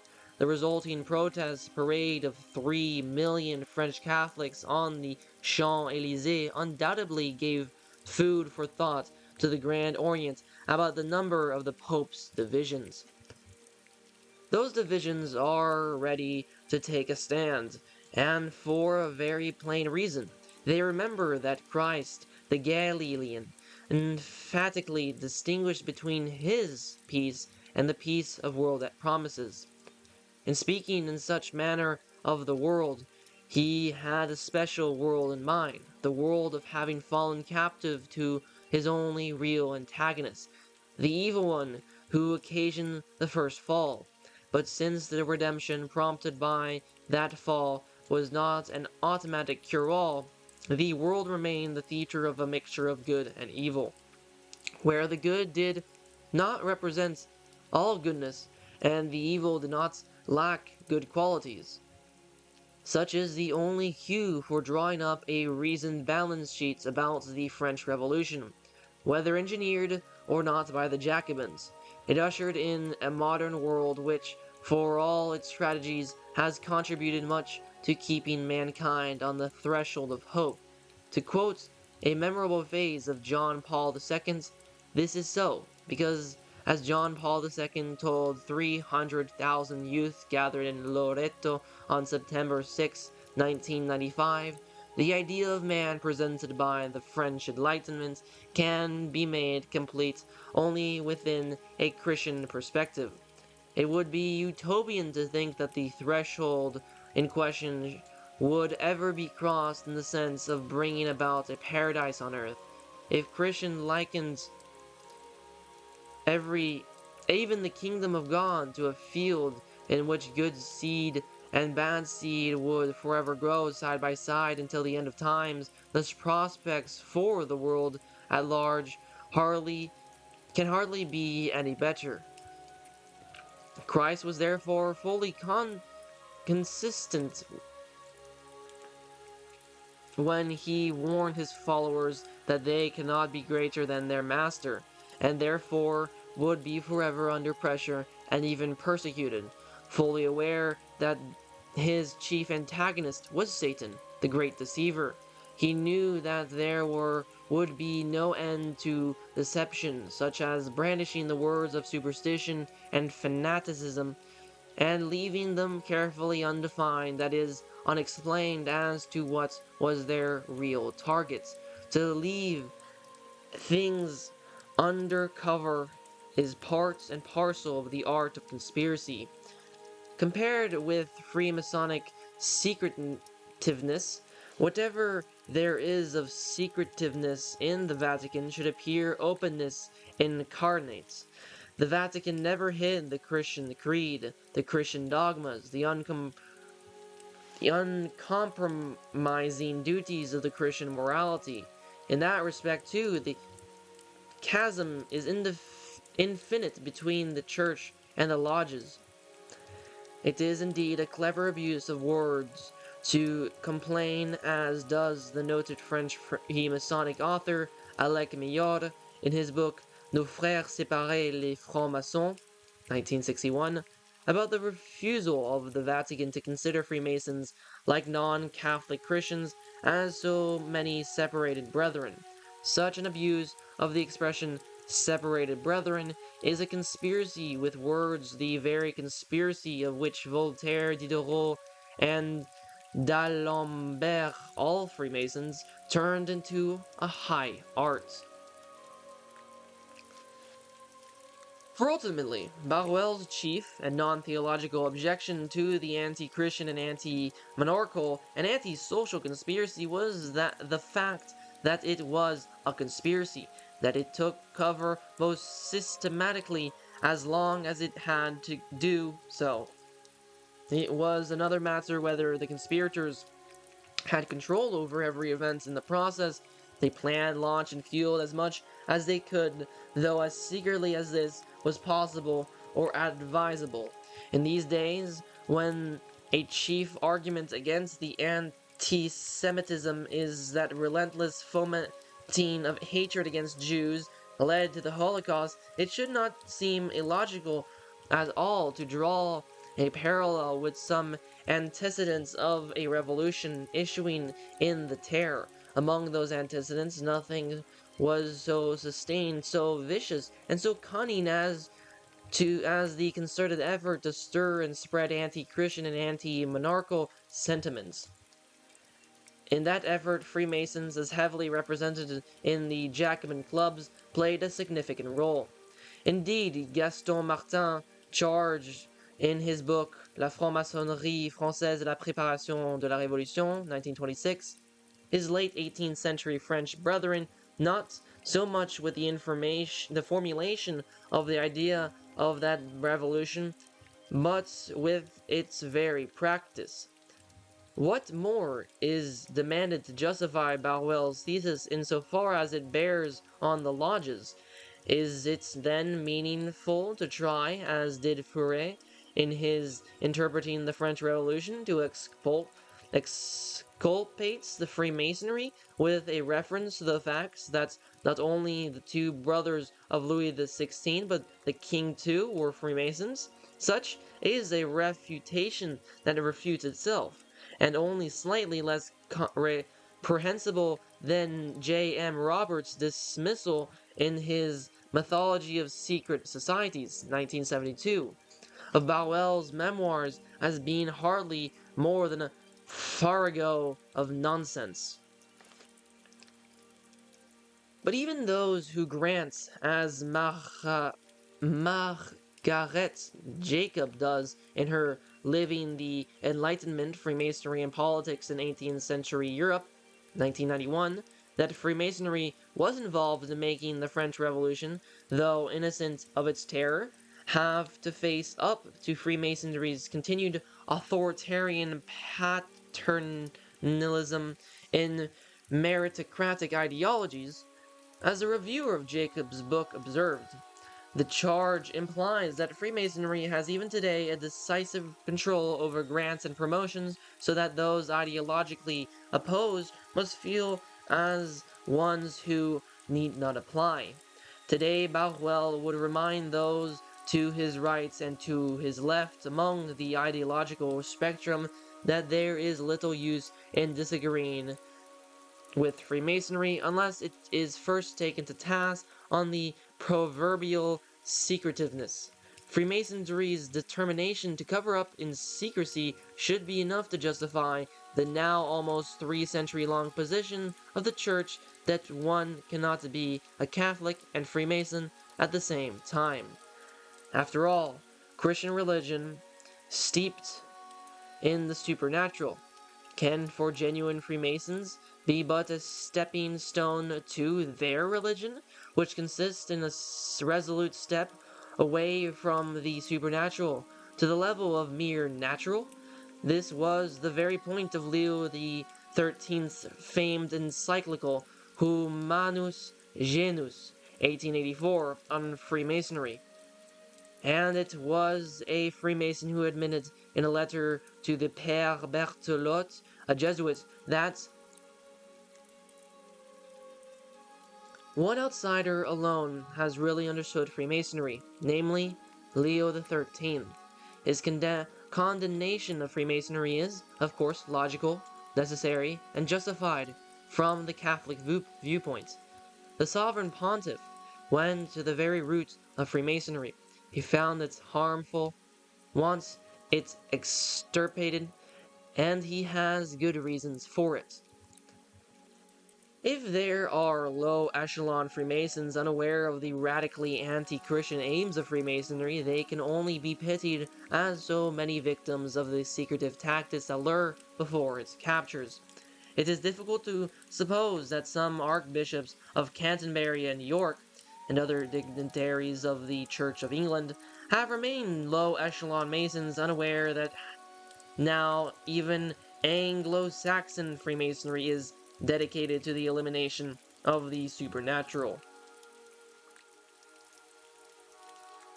It was not without reason that the late Eric Maskell, a high church Anglican, wondered aloud why the Anglican hierarchy fails to speak out on Freemasonry. He did so in a foreword to W. Hanna's book, Christian by Degrees, Masonic Religion Revealed in the Light of Faith, 1954, a sequel to his Darkness Visible, a revelation and interpretation of Freemasonry. It may indeed be the case that powerful Christian groups are conspiring with Freemasonry's staunch resistance to calls that its membership list be made public. In an age when politicians, businessmen, and churchmen are granted no protection from the glare of publicity, Freemasons can, in all appearance, easily ignore efforts such as Stephen King's book The Brotherhood that pressure them to come into the open.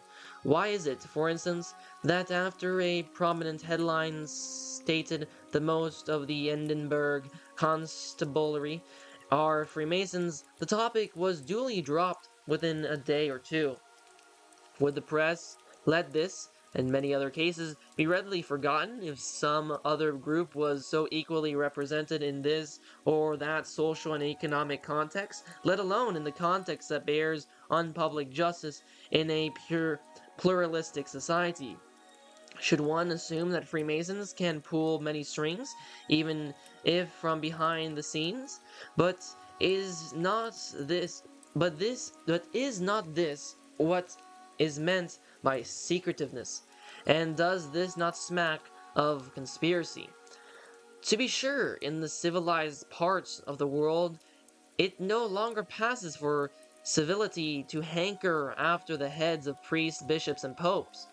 Far more sinister a threat to Christianity is to persuade Christians by cunning tactics that they can remain followers of Christ without holding the utter seriousness that He alone is the way, the light, and the truth. Such Christians should at least consider the inevitable results when that light is systematically discredited, whether by Freemasons or by others. Once more, the light of reason, even when not contaminated by strange withdrawals, Masonic or other, proves itself inadequate by itself to produce general conviction about absolute moral standards, without which society is figmented into an increasingly anarchical state. Statistics about the number of children growing up without fathers are already being paralleled by statistics about the rapid growth of crime. Here too a critical magnitude may be within sight. No different is its devastating explosiveness than the critical mass responsible for an atomic chain reaction. To speak out against the privatization of morality, as did the Archbishop of Canterbury recently, makes little sense if at the same time premarital sexuality is declared to be Christian on the grounds ground that otherwise the church will become so exclusive as to be unable to function as the exclusive organ befitting a church, established for a given nation. This may delight some Masons, but can only make the hearts of serious Christians sink. They should rather look toward the church that even in the decades of an ecumenical euphoria did not lift its ban on Freemasonry and other secretive efforts to dilute the uniqueness of Christ's message of salvation, to imply otherwise, and with copious references to the deepened understanding of Freemasonry by Catholics, as done in a recent book, Église et Franc-Maçonnerie, by L. Nefontaine, is to blind oneself to the shadowness of some newfangled profundities. A good safeguard against this is to ponder the Bulgarian proverb. Those who want to drown should not torture themselves in shallow waters. One merely disarms oneself by pretending that there is no longer one hand, a secret sea operating through cunning tactics. An opponent who hides is more dangerous than the one who openly throws down the gauntlet. If the facts and statements filling the hundreds of pages of Barruel's Memoirs proved only this much, his magnum opus deserves to be studiously remembered. Stanley L. Jackie. If you have enjoyed this reading and want to not miss the rest of Barruel's book, Memoirs Illustrating the History of Jacobinism, please consider subscribing. It would be greatly appreciated.